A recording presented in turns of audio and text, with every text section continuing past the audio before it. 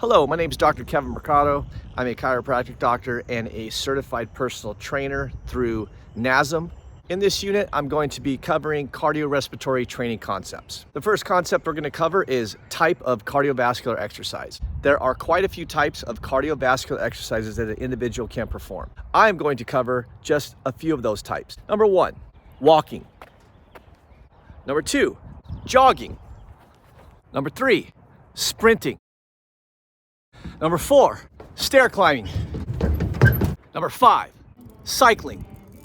Now, one of the most important concepts pertaining to cardiorespiratory training that every trainer should ensure they always consider and always incorporate within their cardiorespiratory training program is the work-rest ratio. Now, we all know that the time worked is extremely important, but what we always have to remember is the rest time is just as important, if not more important. As a strength and conditioning professional for more than 20 years, what I have found that seems to be missing in many of the programs coaches at the youth level fail to incorporate is the time given for rest or recovery in between cardiovascular training sets.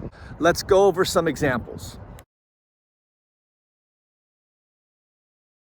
Now, if it takes me 10 seconds to complete that set of runs, I should, as a coach or trainer, ensure that I'm allowing a 10-second rest or recovery time prior to beginning the next set. That would equate to a 1-to-1 work-rest ratio. Now, a 1-to-1 work-rest ratio is prescribed for a very fit athlete. For an athlete that requires more rest, we can provide a 1-to-2 work-rest ratio where we are running for 10 seconds and resting for 20. Now, the amount of rest you provide as well as the intensity of the exercise is dependent on the fitness level of the individual.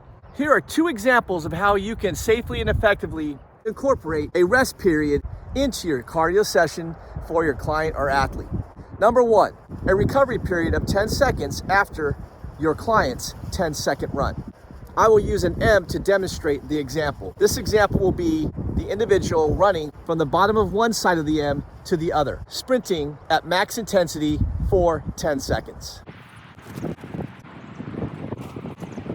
The recovery period will be 10 seconds at the end of the run with the athlete or client standing and resting. The second run will start once that 10-second recovery period finishes.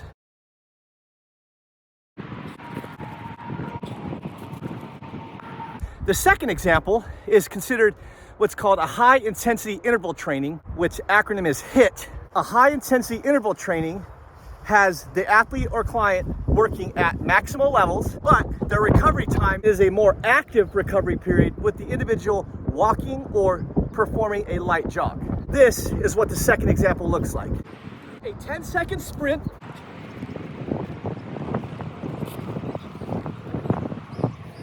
with a 10-second jog or walk. They can walk to the other end of the M, then they can begin their second set on this side of the M.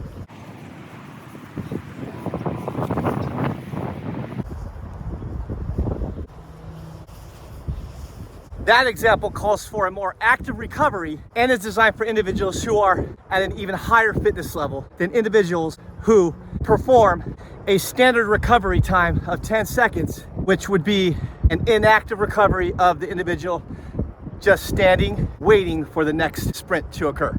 Now, in summary, the high intensity interval training is not for all individuals. It is considered a higher, more strenuous type of training program and can typically be utilized for individuals who are at a higher level of fitness pertaining to cardiorespiratory endurance. The next cardiorespiratory concepts I'm going to cover involves stage training. The purpose of the stage training is to ensure that there is proper progression within a cardiorespiratory training program. Proper progression ensures appropriate adaptation to the training program, which minimizes risk of overtraining, overexertion, and potential injury. Within the stage training, where there are 4 zones, there are also 5 stages. Now, zone 1 is the first zone of the 4 zones. Zone 1 is considered a low intensity cardiorespiratory zone. If you're using the RPE scale from 1 to 10, the individual falls between 3 and 4. And if you're using the Borg scale of 6 to 20, the individual would fall between 12 and 13 on that RPE scale. The cardiovascular exercise intensity would be considered light to moderate. Individual may be starting to sweat, but can still carry on a conversation. So it could look like this.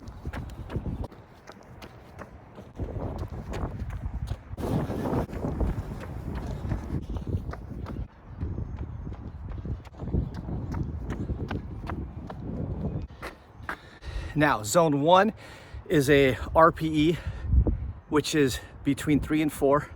It's also considered below ventilation threshold 1, and the aerobic exercise is considered light to moderate, and the individual is still able to carry on a conversation effortlessly. Zone number 2 is considered higher level intensity. It's considered ventilation threshold 1 to midpoint. If you use the RPE scale between 1 and 10, the range is 5 to 6 on that scale. And if you use the RPE scale of 6 to 20, then it is 14 to 15 on that scale. The exercise is considered challenging to hard. There's noticeable sweating and using large volumes of breath. Continual talking is becoming challenging. So that example would look something like this.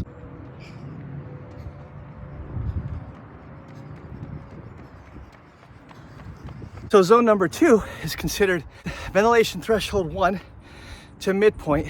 It is a 5 to 6 on the scale, the RP scale.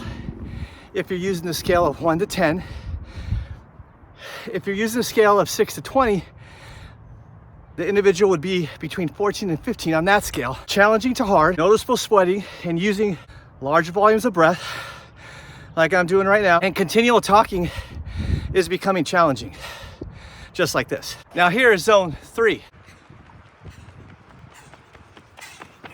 Zone 3 is a midpoint to ventilation threshold 2. If you use a scale of 1 to 10, it's a 7 to 8 on the RPE scale. If you use a scale of 6 to 20, it's 16 to 17. It's vigorous to very hard, profuse sweating, vigorous breathing, and inability to talk is limited to short phrases. Now here is zone 4. You got a minute and 45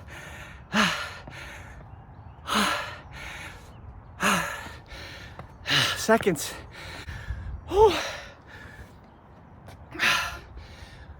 Okay, so that was zone 4. I'm starting to recover a little bit, catch my breath. It's above ventilation threshold 2. The RPE, if you're using 1 to 10 RPE scale, it's 9 to 10. If you're using 6 to 20, it's 18 to 20. It's very hard to maximum effort. Breathing as hard as possible. The individual speaking is impossible or limited to grunts or single words. So that's zone 4. Whew. What I do for you all, huh? All right, so here are your 5 stages. Stage 1, beneficial to the new beginning exerciser. This is designed for healthy, sedentary individuals. Individuals who have desk jobs, who don't move a lot during work. They sit down a lot. Their job doesn't require them to move around. Certain teachers, although they could get up and move around, they tend to sit down most of the time throughout the day, creating a sedentary job for themselves. Office workers who sit at a desk all day long. Individuals working on computers all day. They might be sitting throughout the day staring at a computer screen. Those are just a few examples of individuals who would be considered sedentary at their jobs, and even those individuals may not be active outside the workplace either. So their lifestyle would be considered sedentary.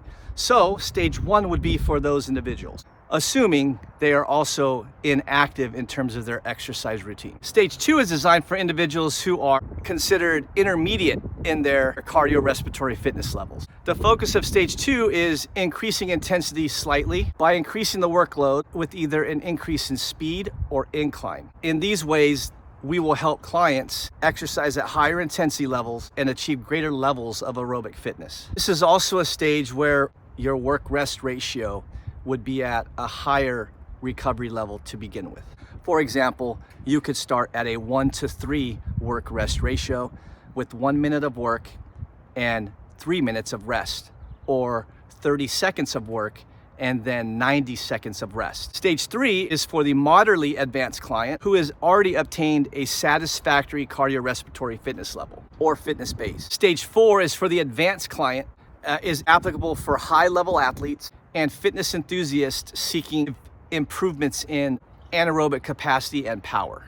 A stage 4 workout includes an individual working through all 4 zones of training. A general rule of thumb is to have the individual mostly spent in zone 1, which means zone 1, 2, 3, and 4, a workout can climb from zone 1 to zone 4 and back down to zone 1. A cardiorespiratory exercise session can begin in one zone and move up and down into different zones, staying at one zone more time than other zones. Stage 5 zone consists of sport-specific training and is applicable for all types of athletes.